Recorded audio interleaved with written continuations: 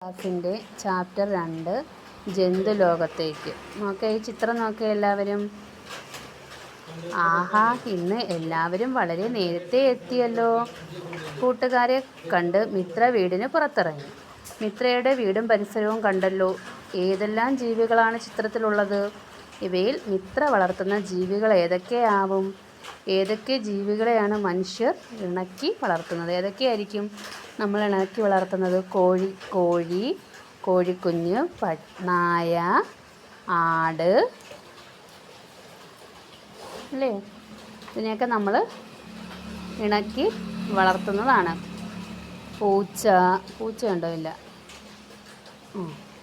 അപ്പോൾ ഈ പരിസരത്ത് കാണപ്പെടുന്ന ജീവികൾ ഏതൊക്കെയാണെന്ന് നോക്കിയാൽ കോഴിക്കുഞ്ഞ്, പശുക്കിടാവ്, പൂച്ച, പട്ടി, അണ്ണാൻ, തത്ത, മരംകൊത്തി, പക്ഷികൾ. ഇതൊക്കെയാണ് ഈ ചിത്രത്തിൽ കാണുന്നത്. എന്തിനൊക്കെ വേണ്ടിയാണ് നാം ജീവികളെ വളർത്തുന്നത്? എന്തിനൊക്കെ വേണ്ടിയാണ്? ആഹാരത്തിന് വേണ്ടി വളർത്തും. സുരക്ഷയ്ക്ക്, കൃഷിക്ക്, യാത്രാ വാഹനമായിട്ടും നമ്മൾ വളർത്തും. നമുക്ക് വളർത്തുജീവികളെ കൊണ്ടുള്ള പ്രയോജനങ്ങളുമായി ബന്ധപ്പെട്ട് പട്ടിക പൂർത്തിയാക്കൂ. ജീവി പ്രയോജനങ്ങൾ. ഏതൊക്കെ ജീവികളെയാണ് നമ്മൾ വളർത്തുന്നത്? ആട്, കോഴി, പശു, മുയൽ, പോത്ത്, താറാവ്. ആട് നമുക്ക് എന്ത് തരും? പാല് നൽകുന്നു. കോഴി മുട്ട തരുന്നു, ഇറച്ചി തരുന്നു. പശു പാല് നൽകുന്നു, മുയൽ ഇറച്ചി നൽകുന്നു.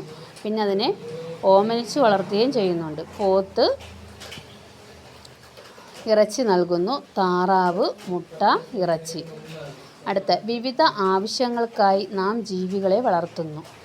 ചില ജീവികളുടെ പാൽ, മുട്ട, മാംസം തുടങ്ങിയവ ആഹാരത്തിന് ഉപയോഗിക്കുന്നു. കൗതുകത്തിന് വേണ്ടി വളർത്തുന്ന ജീവികളുമുണ്ട്. എത്ര ജീവികൾ? ചിത്രത്തിലുള്ള ഏതെല്ലാം ജീവികളെ നിങ്ങൾക്കറിയാം? പേരുകൾ എഴുതൂ. ഏതൊക്കെ ജീവികളെ നിങ്ങൾ കണ്ടിട്ടുണ്ട്? നിങ്ങൾ ഒരുപാട് ജീവികളെ കണ്ടിട്ടില്ലേ?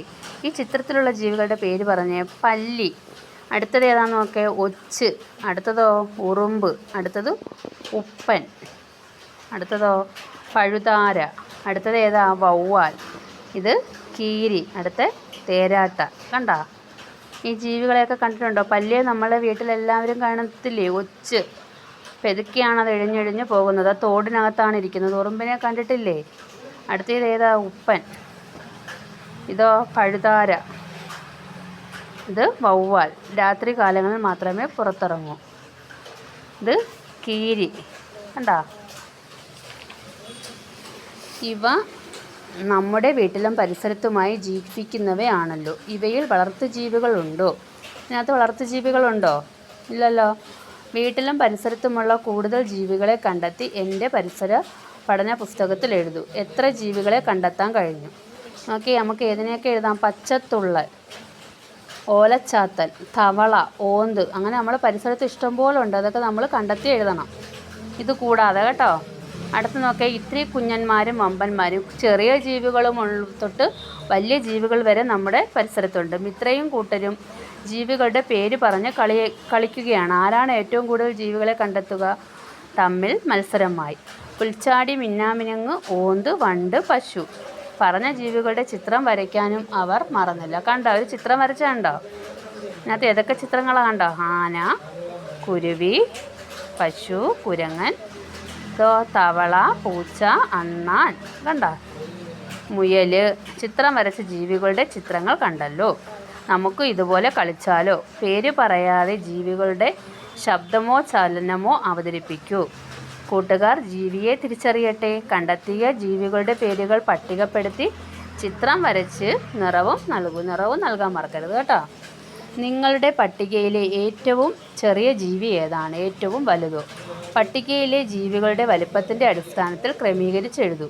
ചുറ്റുപാടുമുള്ള ചെറു ജീവികളെ നിങ്ങൾ ശ്രദ്ധിച്ചിട്ടുണ്ടോ? നിങ്ങൾ ശ്രദ്ധിച്ചിട്ട് ചെറിയ ജീവിയിൽ നിന്ന് എഴുതണം. വലിപ്പത്തിൻ്റെ അടിസ്ഥാനത്തിൽ എഴുതണം കേട്ടോ. നോക്കി, അക്ഷരങ്ങൾ ഷാ വെച്ച് വരച്ചിരിക്കുന്നുണ്ടോ? താ വെച്ച് വരച്ചിരിക്കുന്നുണ്ടോ? ഇതുപോലെ കൂടുതൽ ചിത്രങ്ങൾ വരച്ചു നോക്കൂ. നമ്മുടെ വിദ്യാലയ പരിസരത്തും ഉണ്ടാവില്ലേ അനേകം ചെറുജീവികൾ?